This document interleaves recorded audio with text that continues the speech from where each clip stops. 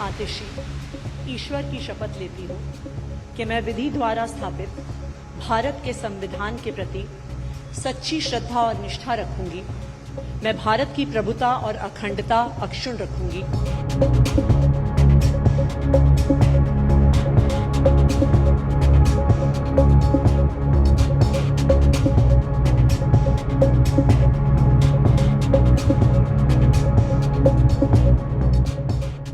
दिल्ली की मुख्यमंत्री के तौर पर आतिशी ने कार्यभार संभाल लिया है।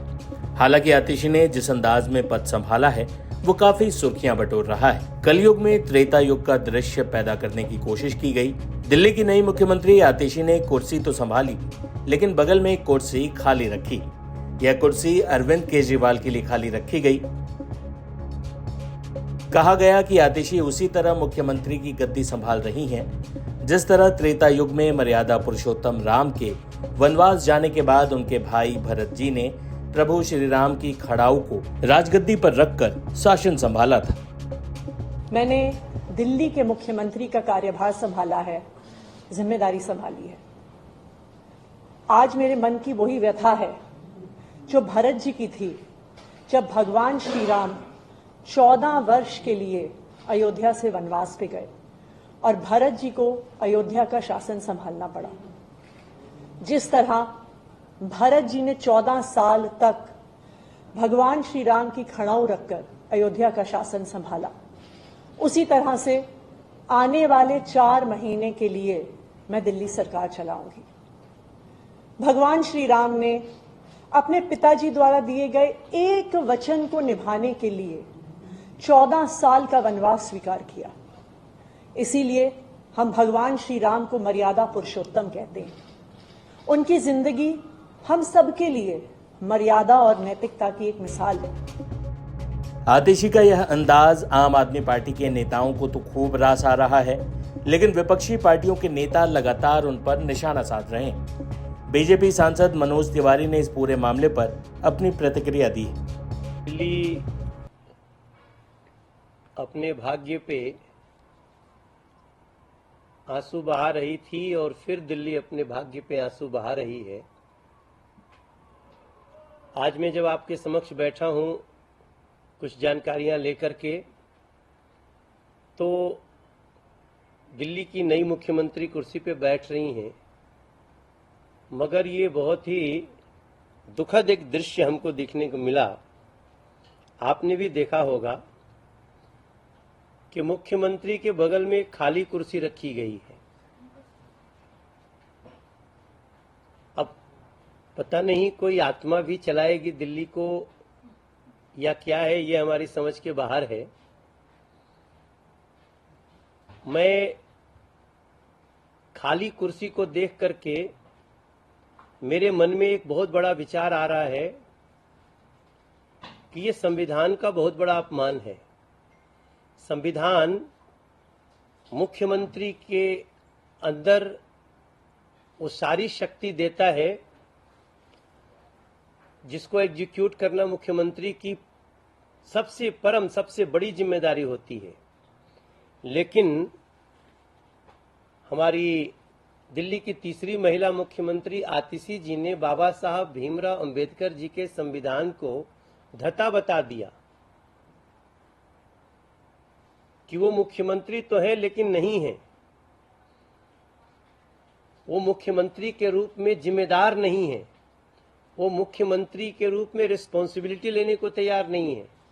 ये सारा इशारा होता है जब वो एक खाली कुर्सी दिखा रही है, तो आराम से वो बाद में कह देंगे मैं तो मुख्यमंत्री थी ही नहीं, वो तो एक आत्मा बैठी हुई थी। अब वो किसकी थी पता नहीं, उसी से सवाल जवाब करें आप सब। वहीं बीजेपी प्रवक्ता शहजाद पूनावाला ने तो आतिशी की तुलना मनमोहन सिंह से और केजरीवाल की तुलना सोनिया गांधी से कर दी। आज दिल्ली को अपना नया मनमोहन सिंह मिल गया है। जिस प्रकार से मुख्यमंत्री की चेयर खाली रखी गई, तो दिल्ली वासियों को भी इसी प्रकार से मिसिंग इन एक्शन सीएम ही मिला था। पहले जेल वाला सीएम मिला, फिर बेल पे आया हुआ सीएम मिला जिसके पास कोई अधिकार या पावर बची नहीं थी, सुप्रीम कोर्ट ने कंडीशन ऐसी लगाई थी, और आज प्रॉक्सी सीएम मिला है अर्थात मनमोहन सिंह मिला है। और आज स्पष्ट हो चुका है कि जैसे सोनिया गांधी जी मनमोहन जी की सरकार को पीछे से चलवाती थी, अब कौन चलवाएगा। और दुख की बात यह है कि अपनी तुलना प्रभु श्री राम और भरत से की जा रही है। रामायण का तो पहला पूरा उद्देश्य ये था, या मेन पॉइंट ये था कि रघुकुल रीत सदा चली आई, प्राण जाए पर वचन न जाए।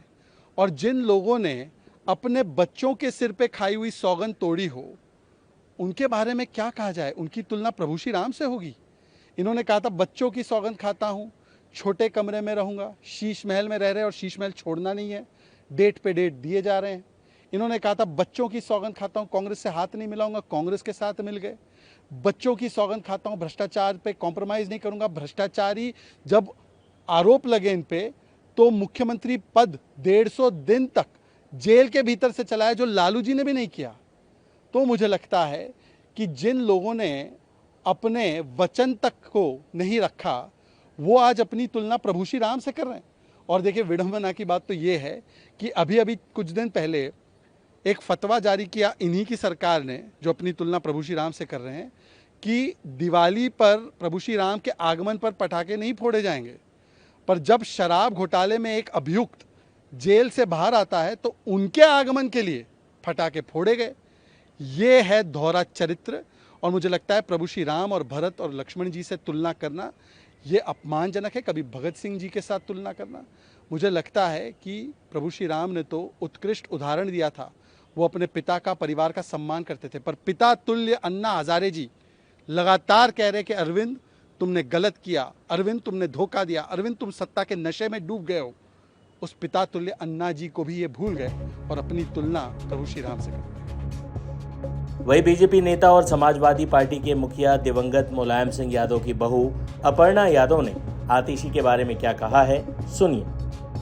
महिला हूं क्योंकि, और वो भी एक महिला हैं, तो उनको मैं बधाई देती हूं कि उनको जो है उनकी पार्टी ने एक चांस दिया है।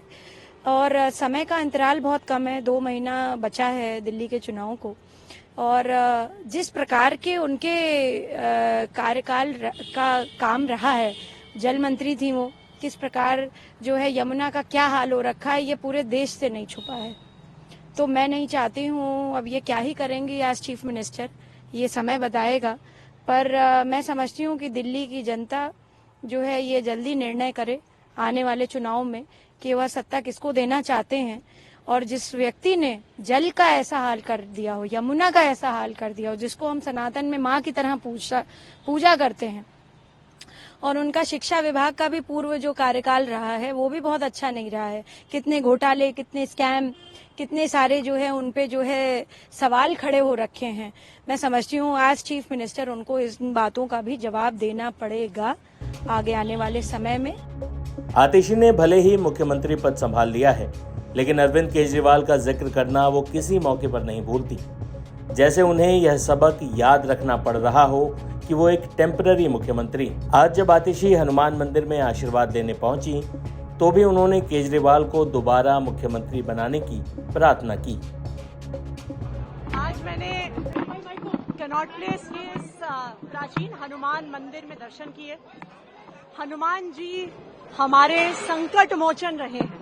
पिछले 2 साल में आम आदमी पार्टी पर, दिल्ली सरकार पर, हमारे नेता अरविंद केजरीवाल जी पर हर तरह के हमले हुए हमारे दुश्मनों द्वारा। उन्होंने कोशिश करी कि हमें तोड़ दें, हमें दबा दें, हमें चुप करा दें, दिल्ली वालों के काम रोक दें।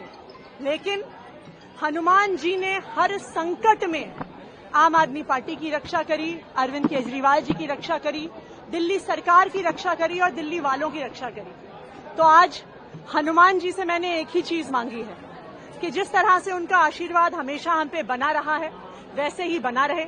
हम उनके आशीर्वाद के साथ दिल्ली वालों के काम करते रहें और उनके आशीर्वाद के साथ आने वाले चुनाव में अरविंद केजरीवाल जी को फिर से दिल्ली का मुख्यमंत्री बनाएं। आतिशी भले ही केजरीवाल के प्रति अपनी निष्ठा दिखा रही हों, लेकिन उनका यह अंदाज विपक्ष को कुछ खास पसंद नहीं आ रहा।